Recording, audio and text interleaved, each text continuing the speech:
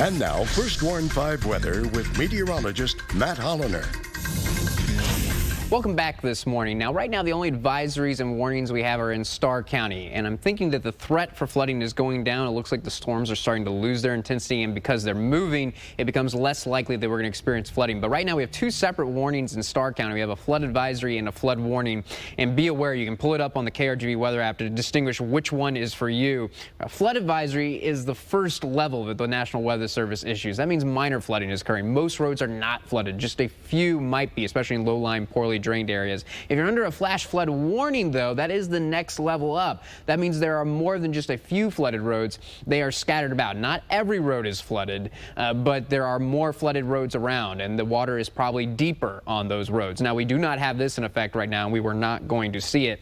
A flash flood emergency. That is what we saw the last 2 Junes when we had the extreme rain. We're talking about 10, 12 inches of rain. That means almost every road is going to be flooded. That is not what we're dealing with this morning. Even out in Starr County, we just have a flash flood warning. And we don't have any flood advisories or flood warnings for the time being in Cameron County, Willacy County, or Hidalgo County.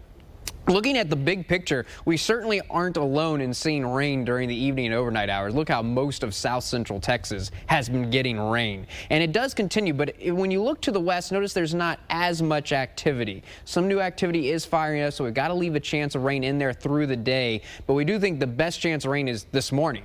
And it's going to get drier as the day goes on. It's going to become less and less likely we're going to see rain because drier, more stable air is working in here. Right now, a cold front is working over us. That's why it's still in the upper 70s along the coast, but the temperature has dropped to 73 in McAllen. And because of this very weak cold front that is just barely getting here and barely clearing us, today is going to be a cooler day. How about a high of just 85 degrees with winds out of the north-northeast throughout the day? It will be a pretty breezy day, especially through early afternoon, gusts around 25 miles per hour, and the chance for scattered showers and storms, although the best chances this morning and the afternoon hours look considerably drier. It does look like most of the day is going to be mostly cloudy, but I bet by the late afternoon we're going to have partly cloudy skies and some pretty good sunshine is going to come out, but certainly a cloudy start.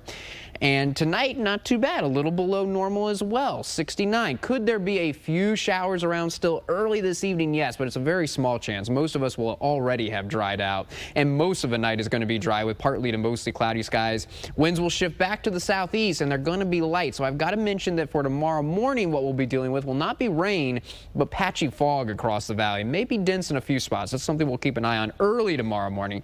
But then skies are just going to become sunny in the afternoon. It'll be warmer, 91. No chance of rain tomorrow.